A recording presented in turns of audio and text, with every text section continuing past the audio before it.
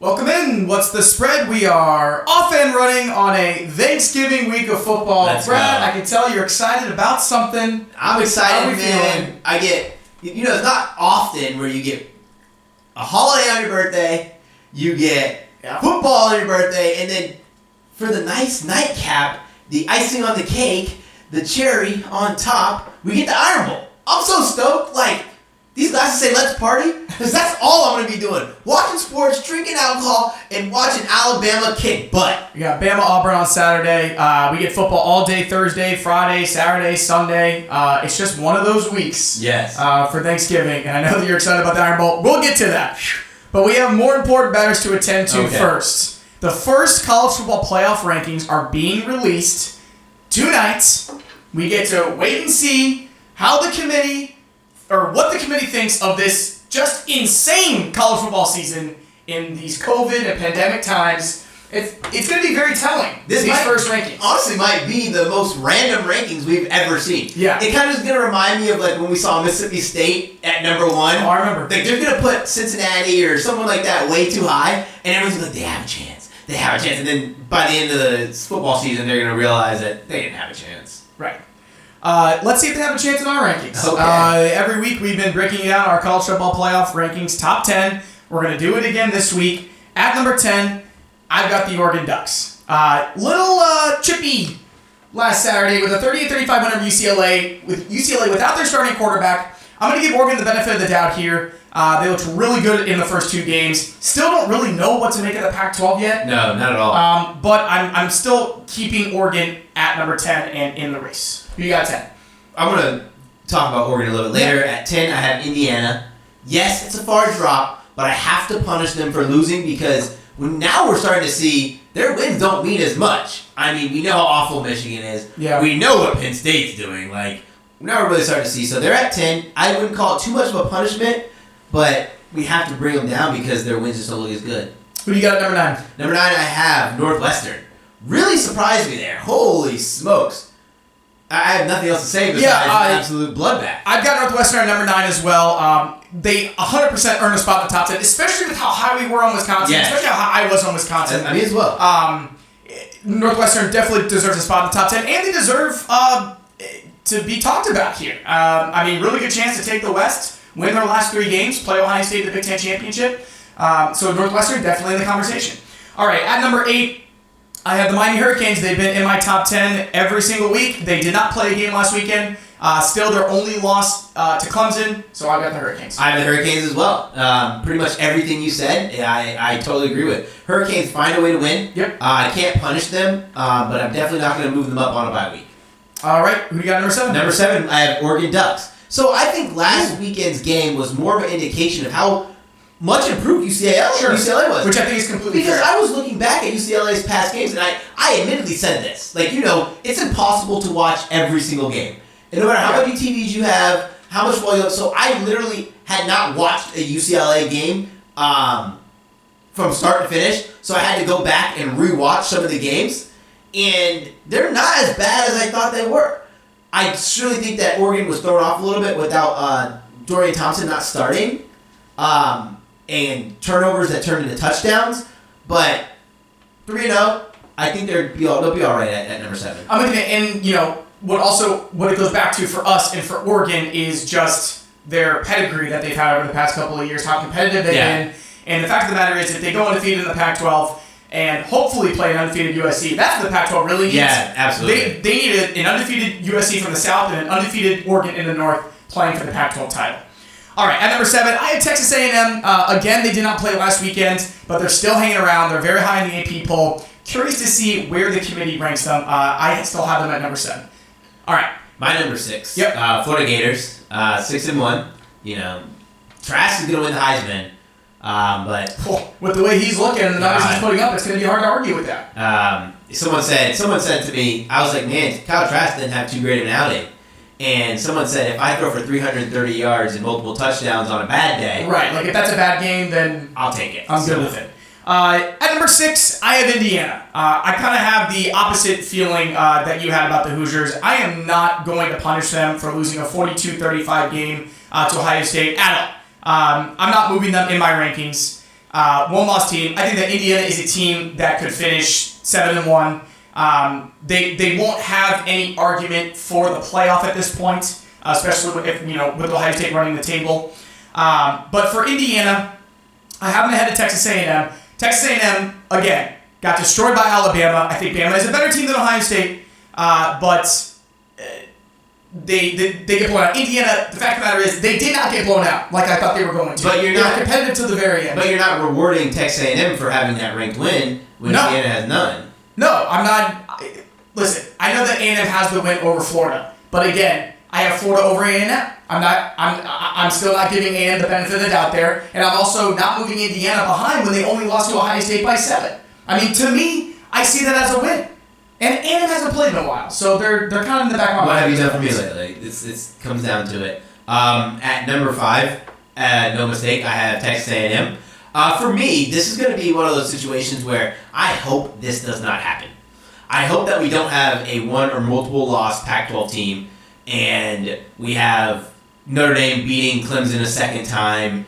I don't want the committee to get any ideas about a 9-1 Texas A&M going to the playoffs. Because like you said, and like I said, they do not deserve to be this high, but I have to put them there because you only play the games on your schedule, and they've exceeded expectations. Minus the one blemish to the number 1 team in the country. My prediction tonight is that the committee doesn't want A&M anywhere near the playoff. That's my prediction. Now, they have, in the past, favored the SEC, and particularly the SEC West, so I can't be surprised if they have A&M really high or ranked ahead of Florida. The committee knows that it's going to play itself out. Yeah. And they know that Florida's going to play Alabama. They know that Clemson is going to play Notre Dame. Yeah. They know that all this is going to go down. So I don't think that they want a 9-1 A&M near the playoff, especially with all the other teams. It makes their job harder. Yeah. Especially where does Cincinnati go? Where does BYU go? We don't have Cincinnati or. We don't have Cincinnati or BYU in our top 10. Okay? How do you know that number 4? I do not. I think I can do the math. I don't have either in my top 10. At this point, I mean, you and I, let's stop there for a second. I have Florida at number 5. That hasn't changed for me. Correct. But no Cincy or BYU, how is the committee going to see them? I think they're going to see them the same way. I think that their ceiling is 7. And I think their ceiling is 7 all season. And it should kind of like how UCF was 9 during their lucky run. UCF had trouble getting inside the top 10 early when they were winning games just as impressively as Cincinnati. So why should that change now? Because has UCF paved the way all of a sudden? Yeah.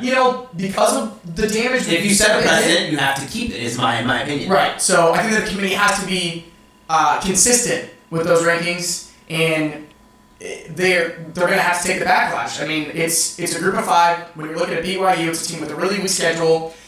There's been so much analysis on, well, if a top 5 team played the schedule, then they would do it the same that Cincinnati has done. It just doesn't matter to me. It matters who you're playing week in and week out. All right, top 4. Who you got? Go ahead and just break it down for me 4 through 1. 4 through 1, number 4, Clemson Tigers. I don't think that Clemson will beat Notre Dame because there's too much drama going on in the locker room right now. Dabo Swinney, man, this is one of those situations where you just gotta be quiet, man. Like, if Florida State dunked you, they dunked you. I understand you want more games for Trevor to win the Heisman, but come on, relax, dog. Number 3, Ohio State Buckeyes. Sorry, I dropped you a little bit there. I don't have much to say about that. You have Ohio State at 3, right? I believe I had them at number 2. Oh, did you? Okay, well, that was nice of you. Number 2, Notre Dame Fighting Irish. And then number 1, Alabama Crimson Tide. We don't have to say too much about Alabama, but there are parts and times of being an Alabama fan that really scare me, and this is one of them. Because I wish we faced a little bit more adversity going into the SEC championship.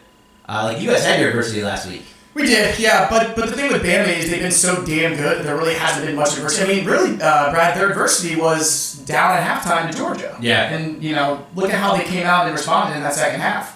If A&M is as good as everybody keeps ranking them, you guys beat them by 30. Yeah. So Bama has been really impressive, and that kind of leads me to my next point. I still have Notre Dame at 4. I still have Clemson at 3. I still think Clemson is a better team than Notre Dame. I still think that Clemson is a better program than Notre Dame. That's just where I'm at right now. Number 2, I have Ohio State. Number 1, I have Alabama. I had Ohio State at number 1 because Ohio State previously had not given me any indication that they were not the number 1 team in the country until last week. I was just speechless to the plays that we were giving up to Penix and Freifogel in the Indiana offense. I mean, he throws for like 500 yards, 5 touchdowns. We were up 35-7 at one point. I mean, there is just no excuse for giving up a lead like that and giving Indiana a chance to win at the end of the game when you were up 35-7. I think that there are some things that can be fixed structurally and schematically because I think the talent is still there for us. And again, it was only our 4th game of the year. We had a game canceled last weekend. I'm still really happy that we came out and got the win against who I think is a really good top 10 team in Indiana. But Alabama is just head and shoulders above the rest of the country right now. I'm really curious to see if they can just keep that going to the end of the year, and I think that it's very possible that they can. I think that Florida is going to be, in my opinion, by far the best team that they are going to have played this year because of the way the Florida's playing right now. Absolutely. Because of how well Trask is playing right now, that's going to be their challenge. And Alabama is going to get challenged more than anybody in the country this year with the schedule that they have, with games against Texas A&M and Florida, really, just those two. I mean, in Georgia as well. Georgia at the time was very highly ranked. And so, you know, for me, Bama is just, I mean, Pratt, 63-3. I don't care that it was Kentucky. And it wasn't even running up the score. It was wild. Like, I was like, we're not even running up the score. We're just dominating on every facet of the game. It was never a game, and this is the same team. This is the same Kentucky team that's been competitive in games, but Bama just made them look just completely off their game the entire time. All right. Having that said, let's go ahead and get into the games for, I would say, this weekend. But we got some Friday games. Yes. We got the Iron Bowl. We do. Let's go and kick it off with Friday at 12 o'clock. One of my favorite days of the year for college football, especially when there's good games. We got 2 top 25 matchups. Yes. We got number 15 Iowa State, number 20 Texas. Texas, 1.5-point favorites. All of a sudden, this Big 12 race is wide open after an Oklahoma win over OK State last weekend. Who do you like here? Miles, this stinks. Honestly, you throw me down a drain and turn on the grinder because I have no idea who I want. So I'm going to have to go with the home team here. 1.5-point favorite. I know Iowa State looks great against Kansas State, 45-0. But you just look at this. I mean, Iowa State 2-4 against the spread in their last 7 Friday games. 1-4 against the spread against a team with winning records. But the same thing goes to Texas. Has all the terrible trends. 1-4-1 against the spread in their last 6. Also, Texas since 2000, 2-8-1 against the spread as home favorites of 3 points or less. That's over the past 20 years. Pretty large sample size. I don't think you're taking the home team. It's pretty much a toss-up here. I'm going to go ahead and go with Iowa State, and that's specifically just with how dominant they've looked. Whereas I haven't seen Texas play a game since November 7th. And I'm not saying that that's the reason that I'm taking Iowa State, because I don't think that should be a reason that you take this bet. Ignore the fact that Texas hasn't played a game in that long, because we've seen teams not play well coming off of a long break, and we've seen teams play really well coming off a long break. So no idea what to expect. We know that Texas can put up points. We know that Iowa State and Breece Hall has been dominant on the ground. Purdy has been way better. Iowa State outgained a pretty good Kansas State team, 539-149. Shut them out last Saturday. So I'm just going with the hotter team here. No, it's totally understandable. I was on Kansas State plus 12.5.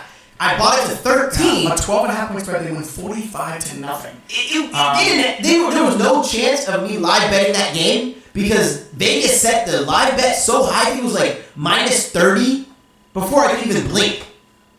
But for Texas, I think they're going to come out, be really competitive. I'm hoping for a close game here. And all of a sudden, Iowa State's got the inside track to win the conference. So really, it's just kind of me pulling for them too, because this would be a perfect year for them to slip in and win the Big 12 conference. All right, the next one I'm really excited about. Who we got? We have number 2, Notre Dame, Fighting Irish, 3.5-point favorite, traveling to North Carolina. Listen, great Friday game. Anticipate a ton of points, but I'm definitely going with Notre Dame. 100%. You have to go with Notre Dame here, minus 3.5. And if not for just awful the North Carolina defenses looked. I remember texting you a couple weekends ago. And I think that was the Wake Forest game. And I said, who is playing defense for them? Are they getting high schoolers off the street coming in with defense? I mean, and most of those defensive players are returning starters. So, been really surprising. Guys, I know that North Carolina can put up points. There's going to be a lot of points in this game. But there's no way that North Carolina is going to be able to outscore Notre Dame when they're just not playing good defense. No. I looked over the past, and this is a large sample size. I got games, how about the Virginia Tech game? 56-45, North Carolina wins. They gave up 45. Gross. to Virginia Tech. Then they lose to Florida State, 31-28. And Florida State doesn't even look like a competent football team right now. And they not only do they give up 31, they lose the game. Yes. Really good win against NC State. Then they lose to Virginia, who, don't forget, Virginia at the time had the worst pass defense in the entire conference. They lose the game 44-41. Yes. So no confidence there. They give up 24 to Duke. And then they gave up 53 to Wake Forest, and it took a miracle comeback in the second half to even win that game, 59-53. So with how good Ian Book has looked and the Notre Dame offense has looked, everyone wants to talk about the Notre Dame defensive struggles. Why? Because they gave up 31 to Boston College, and because Clemson put up 40 points. It's Clemson. So yeah, North Carolina's going to score their points, but I thought for sure this spread would be 7.5 or 8. Dude, wild. I feel like this is a great position to be here. When you're a team that's allowing 30 points per game, how do you stop a team that's dominant? And, the worst part for North Carolina is their pass defense. Their pass defense is 95th in the country. Well, not like they can load the box. You can't load the box when you can't cover over top. Yeah. So that means Kyron Williams is just going to run for 1,000 yards, and Ian Book's going to look like a Heisman Trophy contender. I'm sorry, UNC backers. To me, this will get ugly. I think it still stays within inside of the 2-touchdown score, but it will be one of those situations where if UNC is going to want to win, they're going to have the grittiest comeback performance you see. Yeah, I don't think the game will ever really be out of hand for Notre Dame. I think that the win is going to be there the entire time. Again, North Carolina's going to score their points, but it's only going to take a couple mistakes early for North Carolina to throw themselves completely out of the game. Yeah. And for Notre Dame to take advantage, because I don't see the Tarheels getting any stops. All right, let's move on to Saturday. Let's get to the Iron Bowl. One of the biggest spreads I can remember for this game, Alabama-Auburn. Bama coming in as 23.5-point favorites. Go ahead, my friend. I'm going to take the Alabama Crimson Tide minus 23.5. Listen, this is a revenge game. You don't think Mac Jones had this game marked on his calendar? My God, let me tell you something. I looked back at past home Alabama Iron Bowls, and I went back to the past 4 games because that's the past 8 years, and I was like, are these always close? Absolutely not. Average margin of victory for Alabama in home Iron Bowl games over the past 8 years, 27 points per game. I'm just going to read them off to you. 52-21, 30-12, 55-44, 49-0. We're talking about the same Auburn team who was down 10-0 at half to Tennessee. Alabama 4-0 against the spread in their last 4. 6-0 against the spread in their last 6 at home. 5-0 against the spread in their last 6 total. 63-3 against Kentucky. We have Bo Picks coming in here. He has looked better since their loss to SC 3 games ago. But man, he has half as many interceptions as he does touchdowns. 10 touchdowns, 5 interceptions. Auburn hasn't given me any indication this entire year that they can come in here and even cover 23.5, 24, 24.5. I don't care what it is. I got them to win this game something like 48-16. I think that the talent differential is so big this year. Like you said, big revenge game.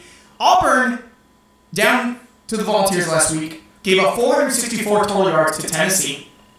Alabama only allowed 60 yards in the final 3 quarters of that Kentucky game. And they scored touchdowns on 8 of 11 possessions. The home team in the Iron Bowl in the last 8 meetings, the home team is 6-2 against the spread. Bama has covered 5 of the last 6 games, and they've done it each time by 9 points or more. Yes. Crimson Tide, easy cover here. I got a big win for Alabama. I love it. Roll Tide, roll. You got anything else? That's all I have to say. I'm so excited for this game. Listen, this is a chance for Mac Jones to revenge himself. I said that, but this is another chance for him to kind of jump again, Kyle Trask. Yep. I think for the rest of the season, it's going to go Trask, Jones, flip-flop. And, guys, listen, if you live in Orlando, I'm going to be downtown Orlando, sipping on a White Claw, watching the game. Hit me up, because I'm going to be excited. I haven't decided which Alabama player jersey I'm going to wear, but I'm going to wear someone. I might wear one and then bring another one to change a hat. All right, man, we got our rapid-fire NFL picks coming up, but before we do, let's go ahead and break for our sponsors. Hey, Miles, you know what'd be pretty cool? If there's a social media app just for sports. Brad, I was just thinking that. Like a social media app where there's a feed where you can post about your picks, see what others are saying about the game, and you know how I love to see how the lines move throughout the week. Well, you're in luck. Viget is the best social media platform just for sports. When you download Viget, use promo code SPREAD and create your account today. All right, Brad. You know, with the NFL and Thanksgiving week, we don't usually do Turkey Day games, but we're doing that this year. All right, super stoked. Yeah, we got 2 Thursday games to talk about here. We got probably the most intense 3-7 versus 3-7 matchup in the history of the NFL. Oh my God. We got the Washington football team, the Dallas Cowboys, guys. The Cowboys are 2.5-point favorites. It's been a few weeks since we talked about the boys because we love to talk about them on this show, but there hasn't been much to talk about recently. But I'll tell you something right now. Andy Dalton Company. He settled in a little bit more of this playbook. Really impressive win against the Vikings last week. Really solid. I'm taking the boys at home here minus 2.5. The Cowboys at home too, and listen, as the season goes on, the Cowboys are going to get more and more healthy. Yeah. Where the defenses looked really good. Yes. And also, Washington's win, although I was on Washington last weekend. I was too, yeah. They were not going to win that game if Joe Burrow stays healthy. Right. And that's clear as day. Yeah, I was all over Washington there because I was really high on just the way their defense and the pass rush has been playing. But Burrow was doing okay. Yeah, he was. So I'm just really liking the confidence that Dalton is playing with right now. 3 touchdowns, only 2 interceptions. He finally had a 100-yard rushing game. Pollard looks really good. Pollard looks good. The defense is much improved. The Cowboys all of a sudden have the inside track to win the division. Yes. Which I can easily see. Dalton is a quarterback that he's going to make his mistakes. And he proved that time after time. But now that he's had time to settle into the offense, I got plenty of confidence here that the boys can come away with a Thanksgiving Day. Absolutely. This is such a Cowboys spot right now. Yeah. Like, at home, on Thanksgiving. Come on. All right, now the big one on Thursday night. We got the Baltimore Ravens, the Pittsburgh Steelers. The Steelers minus 3.5. They're 10-0. They're great against the number. I'm taking the Pittsburgh Steelers. Yeah. Listen, for me, it's more of a fade of the Washington Ravens. Jesus Christ. Maybe they'll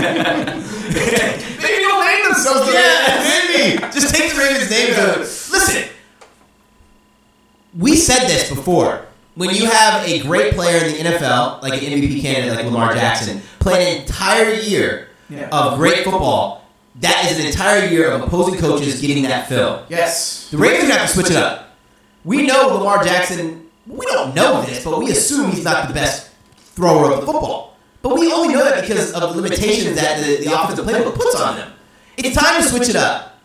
It's time to start getting players more involved, which they tried to do when they were losing. Trying to get Des Bryant into the game. Right.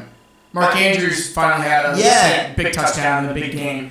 J.K. Dobbins is really starting to come on. But Dobbins and Ingram are both going to be out due to COVID. Yeah. So you think we're relying on Gus Edwards and Lamar Jackson? I did see somewhere funny that said Baltimore's top 2 running backs are on COVID list and will be not playing this game. And someone responded and said, "Wait, Lamar Jackson ain't playing?" Because he is the best. Steelers' run defense is amazing, and there's no way Lamar's gonna throw on Minka Fitzpatrick and company.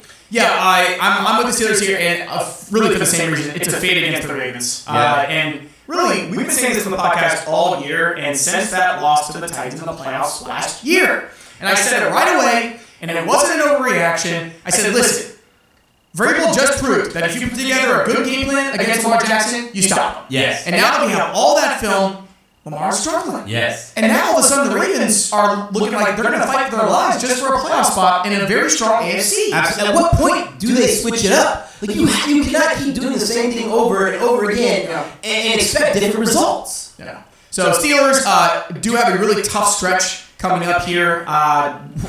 We'll see if they can do 16-0. It's in their grasp. Yeah. But I think that they're more likely to lose against a team like the Bills. I think they also play. I forgot who the other tough one is, but it's not going to be here. All right, what we got next? Next, revenge game. Tennessee Titans traveling to Indianapolis Colts. 3.5-point favorite for the Colts. I'm taking the Titans. Who are you taking? I like the points for the Titans as well, Brad. Plus 3.5. And mostly for me, it's just I love these revenge games in the NFL. We talked about the Chiefs and the Raiders. That was a very similar situation. It's so hard to beat a team twice in 1 year. Yes. And especially when, as we said, the Colts did it with special teams plays. Yeah. So that doesn't really give you a lot of confidence that they're going to come in here and cover 3.5. Whereas the Colts could win a close game, and I would still cover with the Titans. But I think the Titans are going to win the game. I think it's going to be a lot closer than everyone believes. I see a lot of people hammering the Colts. And a lot of it is because these games are playing, but their games are playing aren't buried, aren't that big of victories. Right. Close games. Right, and I've been fading the Colts. I'm still not a believer in the the Colts. I understand that they've been playing really good football, but listen, I'm just thinking the playoffs here, and I just don't think that this Colts is a playoff caliber team that I can go in and beat some of the best teams when it matters. Listen, how wild that sounds right now. So remember I told you about my Miami Super Bowl bet that I placed? Totally fandom. Sure, yeah. I went back on the board again to look to see what was available. Colts are sitting at a plus 1,100, which was honestly that's prices are higher. But I'm not touching that. Maybe 2,200 I'd take, but I don't think they're a Super Bowl contender. I don't think so either. So I think there's a lot of hype on them right now, and don't sleep on the Titans here. All right, we're gonna go ahead and end it with the Kansas City Chiefs and the Tampa Bay Buccaneers. Rough night on Monday for Tom Brady and company. The LA Rams. In the beginning of the season, I didn't really know what to think of them. You and I were pretty low on the Rams in the beginning of the year, just because. That's what I did.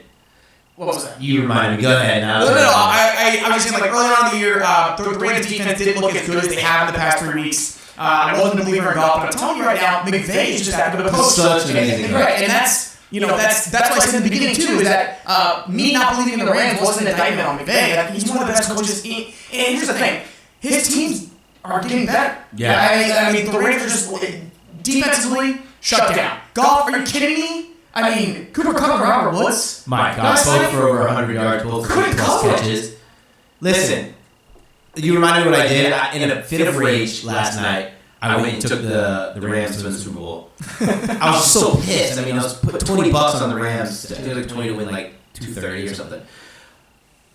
Sean McVay is such an amazing coach because you're playing as the number 1 rush defense in the league, and you can't get yards on the ground. So what does he do? He gets the receivers out in space. And a 3 or 4 yard screenplay is just like a 3 or 4 yard run, and it's effective and efficient. For me, that game, I'm just talking about that game for 2 seconds because the reason that I'm going to talk about the Chiefs game. Byron Leftwich, this is for you, man. We cannot go out here and play the Kansas City Chiefs and have a throw off. Brady should not throw the ball 50 plus times. Establish the run and build from there.